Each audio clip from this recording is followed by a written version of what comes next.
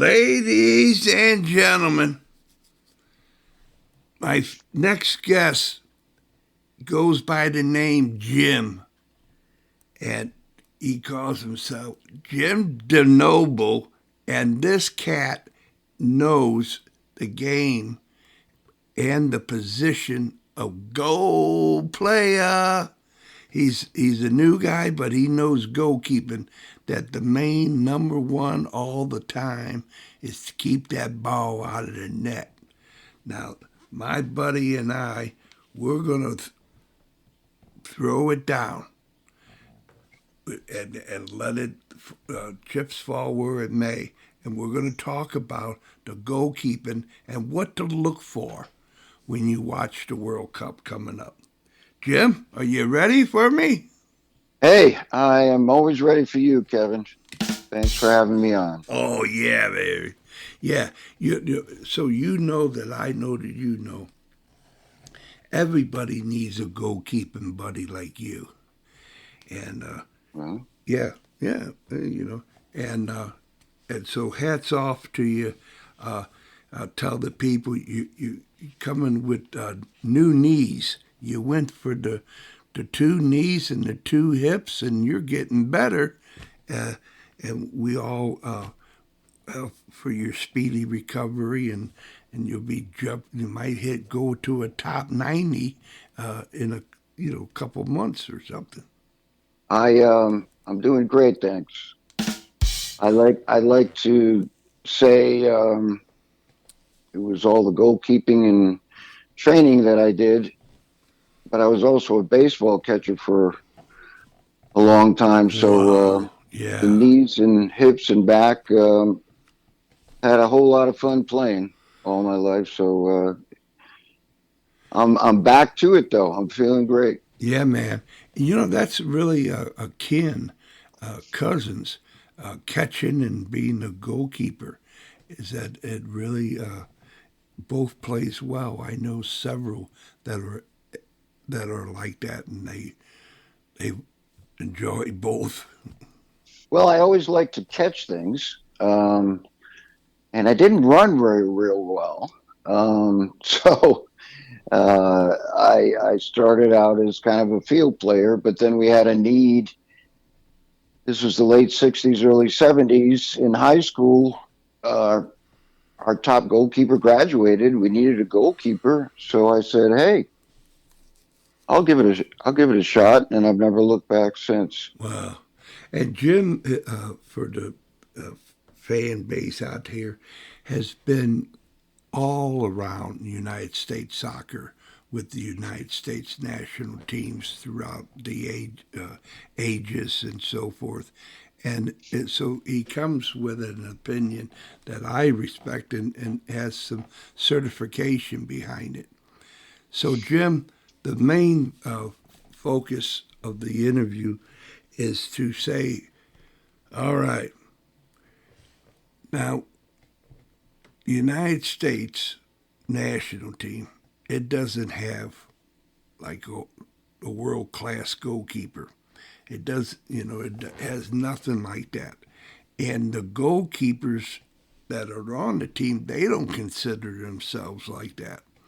And so that's that. And you are going to see, and you'll tell the folks, hey, this is what you should look out for when a team has that the team Hmm. knows that we got a worldly behind us, and the goalkeeper in question, he knows that he's a worldly.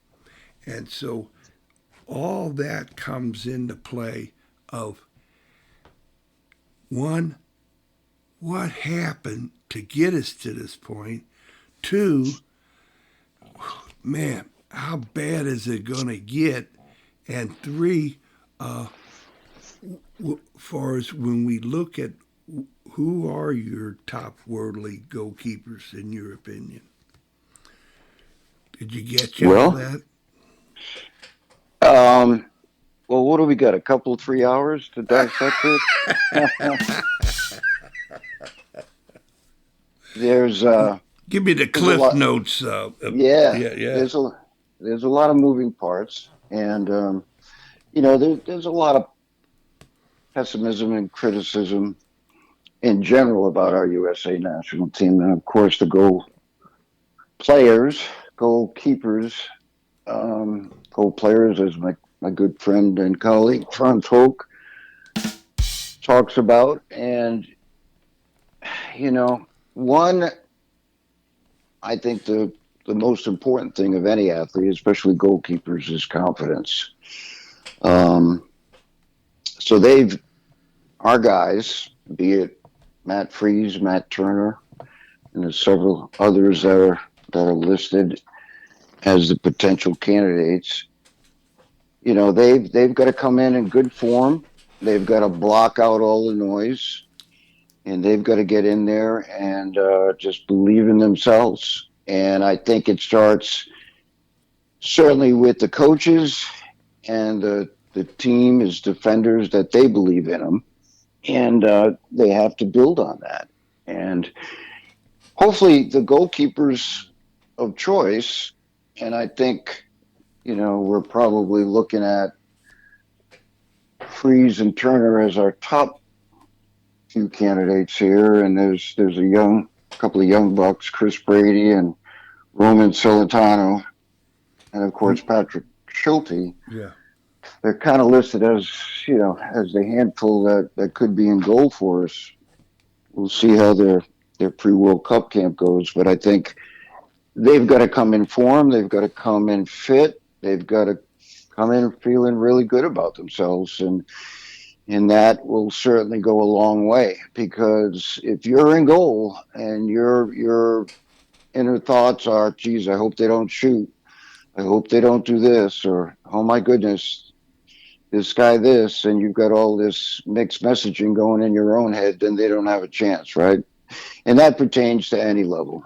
But specifically when we're talking about the upcoming World Cup in the USA, they've got to come in with a very confident attitude. And I would always say, if you're every goalkeeper deals with that, especially with the amount of pressure, you got to stick your chest out, stick your chin out, and say, bring it on. And we talk about a lot of the catchphrases of courage and having that ability to sacrifice your body and do whatever it takes to make a save. That's the mindset you got to come in with. And I think number one, they got to block shots. And here's a revelation: they got to keep the ball out of the back of the net.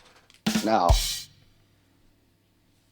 easy to say, not so easy to do sometimes, and that's all predicated on your defense. And here again comes in the cynicism of our central defenders, how we're going to play as a system, who we're playing, what's the conditions of the game, and how we're going to protect the goalkeeper so that we give them the opportunities to make saves. If we leave them naked, so to speak, back there, then I don't care if you're one of the top goalkeepers in the world. You're not going to make saves. These forwards are just too good, and we've got to minimize their options and their abilities and in and around the goal, and certainly in tight. So a lot goes a long way with that relationship between the goalkeepers and the defenders. And so going into this camp, we've got to look at and see who's playing well. They're all playing in the MLS, which again is a big cynicism compared to our golden eras of Mayola and Keller and Friedel and Tim Howard, who Tim and I have the opportunity to work together at times. And, those guys are now retired pundits, broadcasters, podcasters, and they certainly have their opinions about things. But the one thing all those guys had was experience, and experience at top levels and big game situations, big stadiums. And they brought that to the World Cup. They brought that to the USA, playing in the top European leagues. Our five have had their tries at top or I should say not all five, a couple of them, like Turner, and even go back to Stefan, who they just didn't stick. So now they're all back in the MLS. Well, it was a different era back in the 90s and 2000s. So every era is great. Why haven't our young American goalkeepers now playing at that level? Goalkeeper training, how we've evolved over the last 20 to 30 years and what we've done and what we haven't done. Um, I read a lot. I try to keep up with other people's opinions and trends. And as I alluded to with Franz Hoek, a lot of his current education and training, both goalkeepers and goal player coaches and head coaches, is the ability to play out of the back.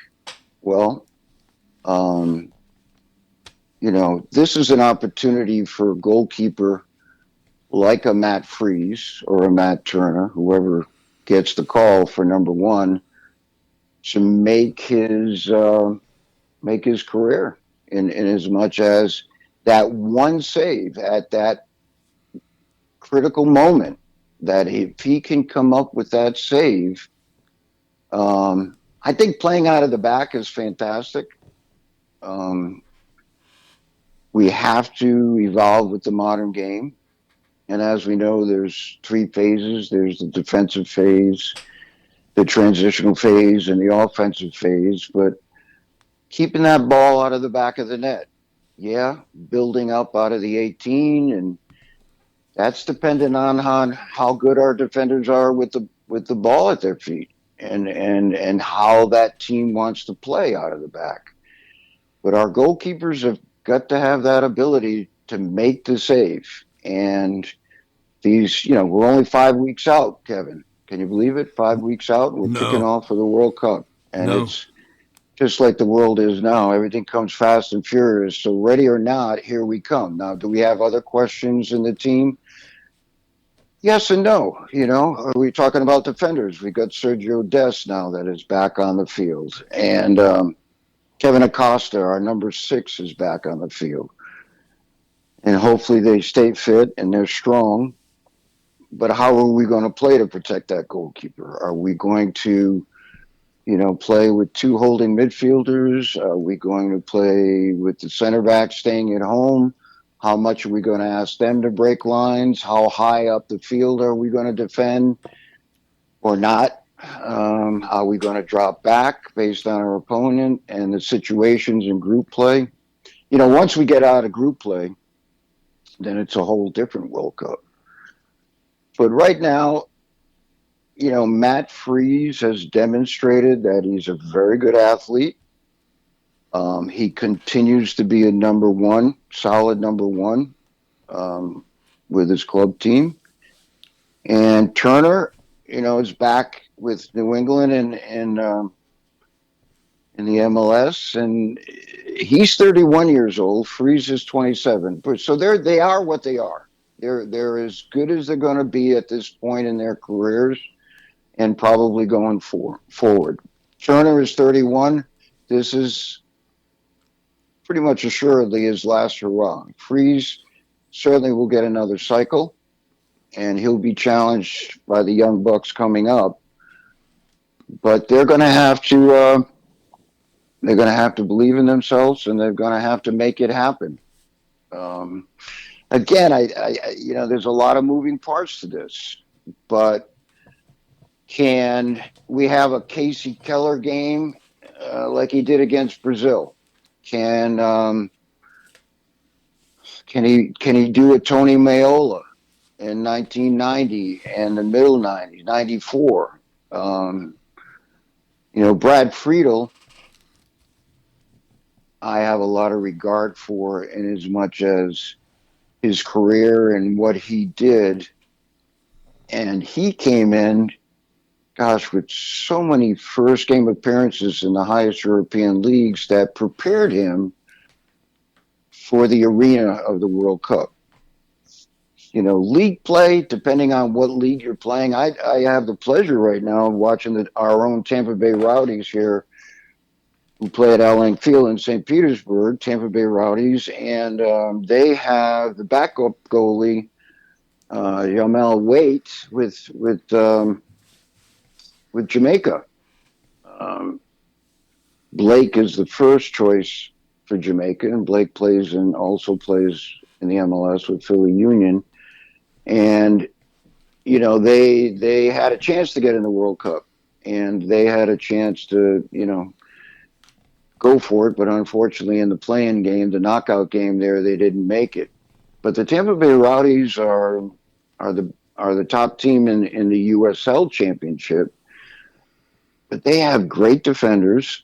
A local guy who played at University of South Florida, Kevin Schaefer, who's on loan from FC Cincinnati. He What a wonderful center back, and I hope we can keep him for the rest of the season, selfishly. But and the other center back is Dos Santos, who's those two are wonderful defenders at this level, and are so comfortable with the ball at their feet and breaking lines, and they're well coached, and the way they play out of the back and the way they play in general really suits the goalkeeper, Jamal Waite, who actually was named goalkeeper of the week in the USL Championship. Now, how does this relate to the World Cup? Again, there's a lot of moving parts. How the team plays, how they deploy their defenders, what's their mentality going forward, and then certainly who their opponent and how they're going to defend against them and give that goalie the chance to make that worldly or golden save at the time that keeps us in it. The old cliche, the goalie kept him in it, we dominated him. Well, you know what? Goalkeepers, for me, are underpaid and undervalued, because the moment they let a gaff go in, then everybody, points at them. They can make 9 very good saves. They let one gaff in. But I'll tell you what, this is the chance for Freeze and Turner and who else gets in there that makes that one save at the critical time. And who knows, maybe that propels us in with more confidence. And we build in that confidence as we go along through the group play. And then, hey, we're into the knockout phase. And then in the knockout phase, one and done. And again, depending on who you're going to get in that draw and how we come out of the group, we could go on a run, and it could be because of our goalkeepers. Now, I'm sounding very optimistic, and I think that's what you got to think. That's where you got to put your mindset. That's what your self-talk is going to be all about. Because anything less, and I get very frustrated by the overall mentality of our viewpoint on U.S. soccer. Pochettino and his staff is, I think, top shelf. And we could have the pick of anybody, right? If you pay him enough. But I think Pochettino has done a great job given the cards that he was dealt and when he was dealt. And I think we've got a chance going into this to do good things. But everybody is naysayers. Everybody's a critic. And as you and I were talking before, everybody has an opinion. Well, okay, everybody has an opinion, but everybody wants to win the World Cup and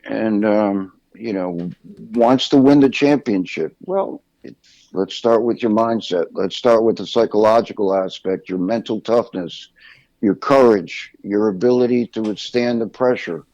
And our goalkeepers, we're going to find out if they're ready. And if they're not, they got to, like I said, stick your chest out, stick your chin out, and bring it on. Because anything less, you're going to get compromised. And hope like hell that the ball bounces our way. Sometimes they say the goalpost or the crossbar is your friend. A little luck helps, but I think you make your luck. I think you make your luck with your attitude and everything that goes into it. So I'm prepared to say our goalkeepers are going to rise and shine to the occasion. And you know, as far as the other top goalkeepers in the world, and you know, for the most part, they'll be there. Um, you know, we're going to see some great ones. You know, I love Martinez for Argentina. I love certain goalkeepers in Europe that you know they're going to get your chance. Now, the English goalkeeper Pickens, I'm not the biggest fan of, and I think he might be a liability from a critical point for England because I think he has certain limitations and he gets used to being scored on playing for his club team in the Premier League. But you know what? Pickens plays in one of the greatest stadiums in England and in Europe, and he's used to the pressure. So we could go round and round and round about who's going to perform and who's not. It's on that day, at that moment, get it done. And I hope that we as a nation get behind these young men, and some of them are old men. You could say about some of them they're a little bit too old and past their prime. Um, but you know what? You got to believe, and that's where I'm coming from, Kev. Oh, absolutely, absolutely, and I wouldn't expect anything else. But I have to seek the question Hmm. for people who are listening to answer their question because everybody's got to ask and answer the question. Hmm. Is that how in the hell did we come from there to where we're at now? What happened? I must have went to sleep or something? Uh, what can you maybe snap me out of it? Does it go in cycles, or what happened to the American goalkeeper? What happened to the team that we were? Well, yeah, things do go in cycles. Okay, Um, you know, who won the 2006 World Cup? boom, boom. Italy. Italy. Where's Italy today? Yeah, You know, things do yeah, go in cycles. yeah, Could they should be in the World Cup? They did win the European Championship a few years ago, yeah, 21, I think it was. yeah, Um, but Italy has been victimized of their great golden era of the 90s into the 2000s, where they fell off, and there was a lot of reasons for that. But back to your question, specifically about our goalkeepers, um, when I look at our golden boys, and they're not so young anymore, but I knew I know who they were associated with growing up. I know who trained them. They were tough son of a guns. They were hard nosed. They had a mental attitude about them. Um, they were willing to believe in themselves and bet on themselves and put the team on their back and deal with all that. Um,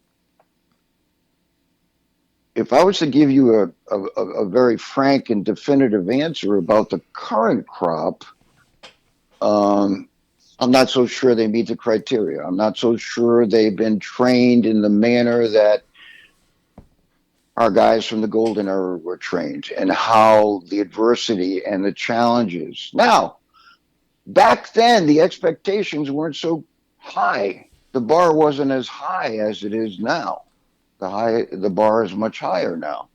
So that's another thing that the former generation, you know, didn't quite have to deal with. But I think we've gotten away from some of the basics. I know, like I said, the trainers and the coaches that were associated with our top guys um, did a great job developing them. and creating a confidence and giving them the tool set. Um, Tim Howard, Casey Keller, Brad Friedel, unbelievable athletes, but unbelievable characters. And I think, and not to badmouth these guys because I don't know them personally and I can't speak to who they've been associated with. But it's a different era. It's a different generation. Um, I think we just haven't been able to get our guys into situations that have prepared them to go to that top level. Um, so there's several of them of the current group and several others that went to Europe and they just didn't cut it. They just didn't get their break. And sometimes just being in the right place at the right time. You look at Tim Howard. He was our golden boy coming out of the New York Metro Stars at a young age Yeah. to Manchester United. Yeah. Oh my goodness. Yeah. Think about that, people. Going from now, coming out of New York area, Tim Howard's a tough guy. He's the nicest guy in the world, but I tell you what, you peel back that skin and there's a heart as big as his chest and he's got the gut to back it up. So coming out of New York, okay. Um, Tim Mulqueen trained him, guided him all through the process. Peter Meller trained him in the youth national teams, got him prepared, but he didn't make it at Man U. He started out very well, did well, but then he had a couple of bad goals. And then over there, it's very fickle. It's kind of like what our big four sports are in this country now. Um, we can talk about promotion and relegation. Where here, you can lose and still be in the top flight that our country has to offer. Over there, you're done. You're gone. You're replaced Yeah. because we can't afford to go down. We have to at least stay. So Tim bet on himself. Um, he ended up going to Everton and had a wonderful career, wonderful international career because he had the right stuff. It just didn't work out at Man United. He could have gone to another, even though he stayed in Premier League, Everton, and he helped Everton, stay in the Premier League and do real well.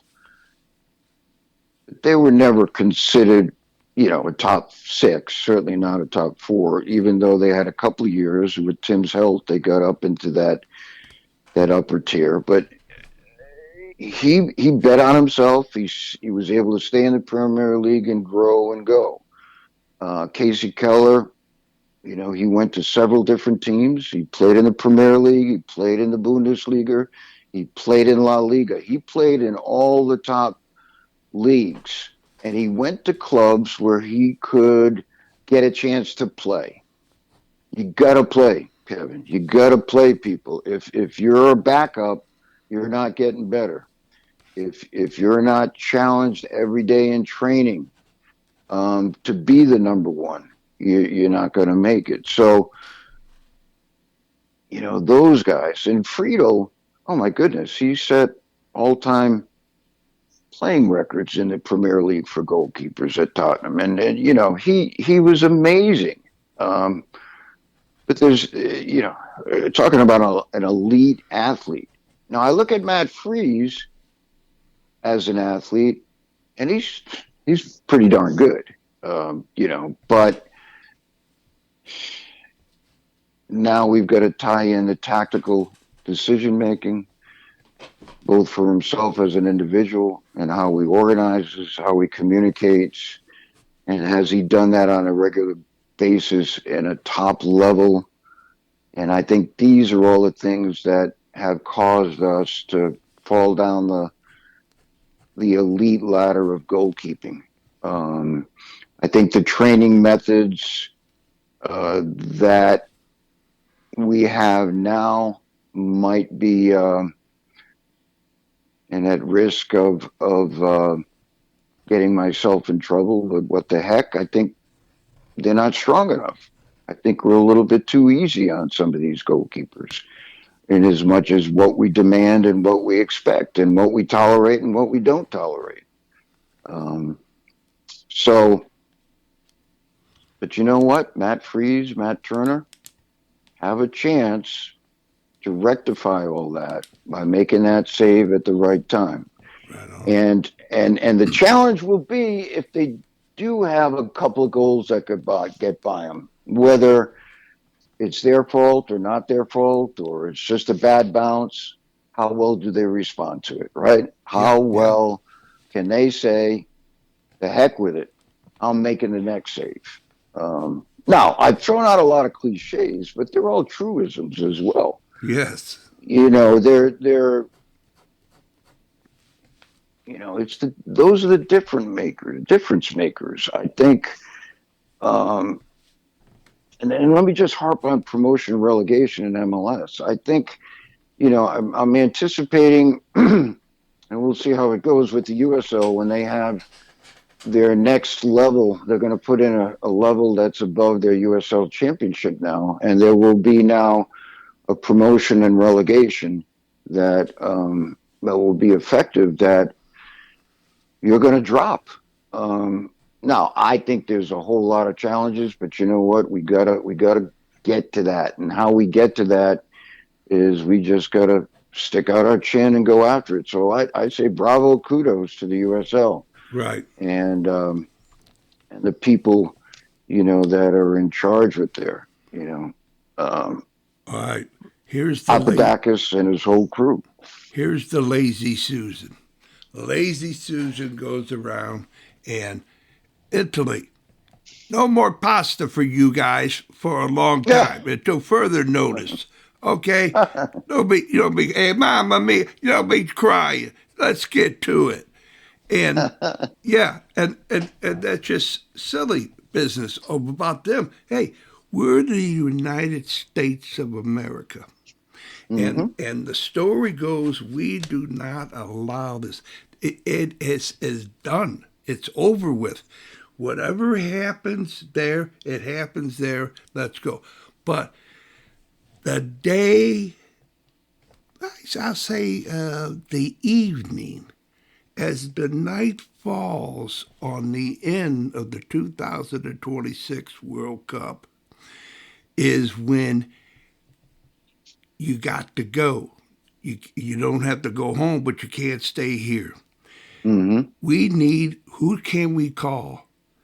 Do you, who do we got? Your buddy? And it comes down to where I got five guys and a couple gals, and they sit around the lazy Susan and they say, listen, I'm telling you my soul. I'm not telling you what you want to hear, and I'm not going to say nothing. Mm-hmm. I'm not going to lie to you. And Right. and that needs to be the deal. And I mean everybody. Nobody is on the team. We have to put, and that calls for a 15-year-old kid Mm-hmm. to say, hey, son, daughter, it, this is not this is not happening for you. Yeah. But I tell you, if you go and you have potential, but we are contenders, not pretenders, and Mm-hmm. this is it. Now there has to be, this is all over. Everybody, welcome. Let's put it out there. And I mean to tell you, and correct me if I'm drinking the Kool-Aid too much.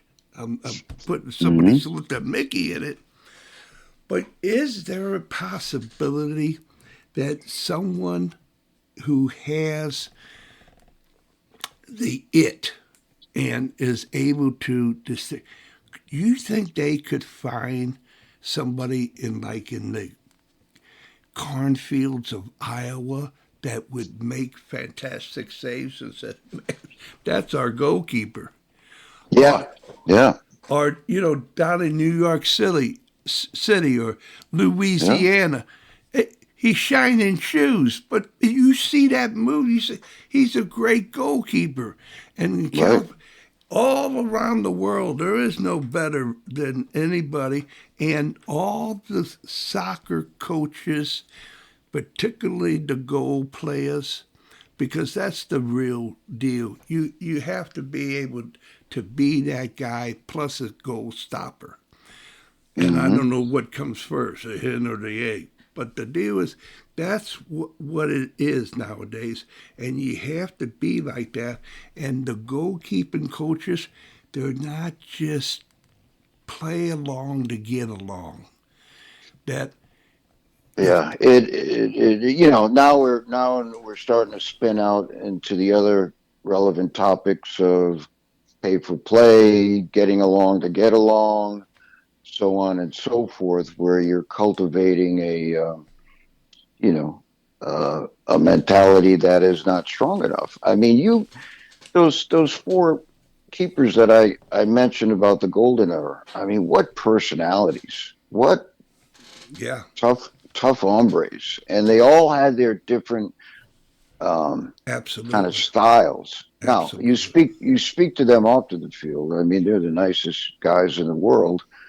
But boy, when they cross those lines and in training, um, kind of like the Michael Jordan effect. yeah, Michael Jordan made everybody around him better. right, These goalkeepers have got to make everybody around them better, and yes, and the attitude of when the time comes, it's like, hey, and I would use this when I was training my goalkeepers.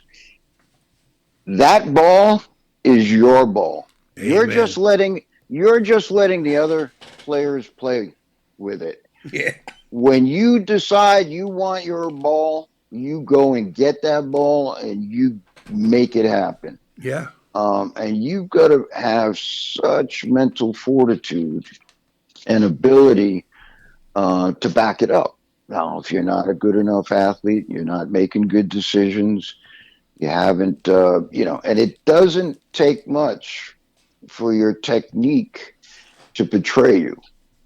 So you and technique is nothing but fundamental practice over and over and over, and get it right, but get it done in the moment. And there's if you've never had to deal with a top spin two hopper that's 3 feet and then 18 inches off the ground that's oh, coming at you, and woo, you wonder why the keeper spilled it.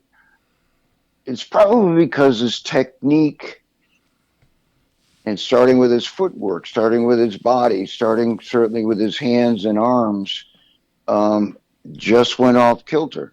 It could be a shortstop in baseball. It could be, anything like that. But your yeah, technique is so critical for success. But it all ties into the decision making of what the situation is, where I have to be, when I have to do it, where I have to do it, all those type of, and more importantly, the whys, right? yeah, So that guy is out there in the cornfield or in the city borough. Um, he's out there. We got to believe that, and we've just got to continue to work at it and believe. And there's a lot of young goalkeepers, American guys that are playing in Europe. They're not getting first team time now, but they're with, be it Barcelona or Dortmund or in top leagues and top clubs. Um, and when you get to the national team, you get to our national youth teams. Um, we've got to always, and again, here's another one: development versus winning, Kevin. yes, Are we developing to develop, or are we developing to win? And how we go about nurturing. And you can't forget that these kids are 14, 15, 16 years old. And we've all been there. They're trying to figure out what's up, down, left, right, in and out. And it's something that we've got to commit ourselves to. That if we're going to go to the next level, and remember this: there hasn't been a whole lot of countries that have won the World Cup, Oh but no. and we've got to get what was it, our 2002 that we got to the round of eight. Um, we've got to make strides. We've got to make, wouldn't it be nice to get to the round of eight again, or the round of four, and get into the final game? It's not just going to happen. I think Holland's a pretty good club, and I think Holland's going to be very dangerous this World Cup. But correct me if I'm wrong. I don't think they've won a World Cup yet. No. Even with the great Johan Cruyff. Yeah. They ended their total soccer. They lost to Germany because, and I think the Germans are a great example of their attention to detail, their no nonsense approach. The Argentinians who won a couple of times, and their unbridled passion and commitment to do whatever it takes to get it done, make the sacrifices. These Yeah. are the things that we have to be careful. As I like that lazy Susan analogy you used, that we don't get caught in that cycle or that spin and expect big time results. It's just not going to happen. And we've got to make, and again, promotion relegation with MLS. Hey, I understand, if I had to pay, what is it now, $500 million to get a franchise fee in the MLS, and then all the other,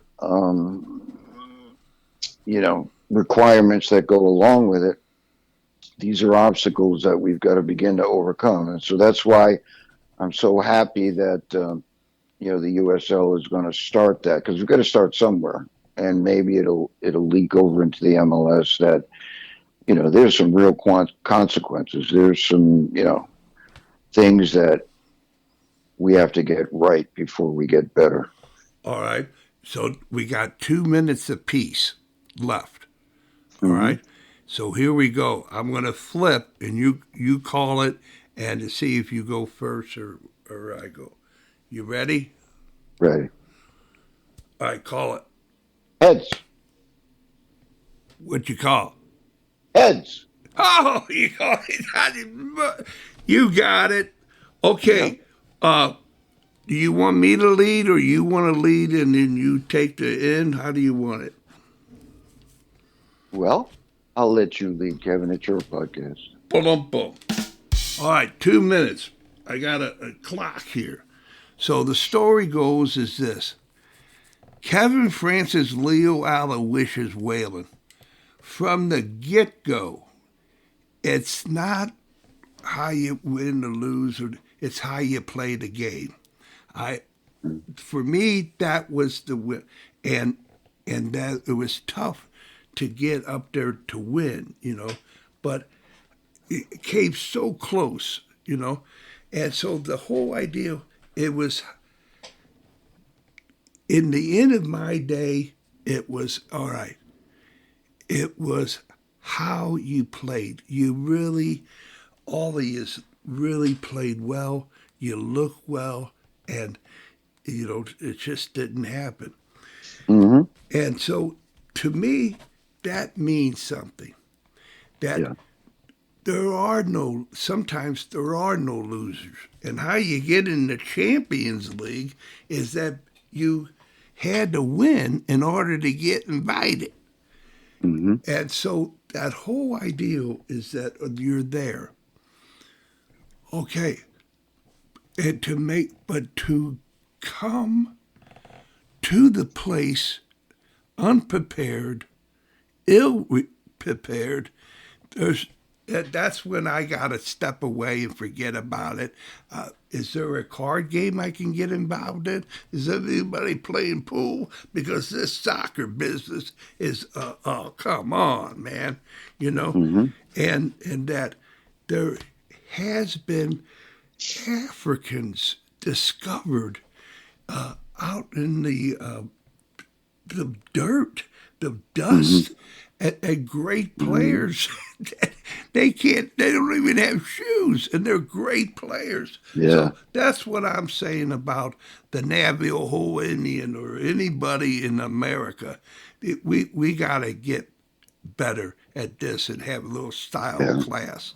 Now that's my 2 minutes. Now you're going to finish up and you're going to put us all. I don't know if there's a kind of an award someone can get for a podcast, but Jim the Noble, that's your ball. I think you could do it.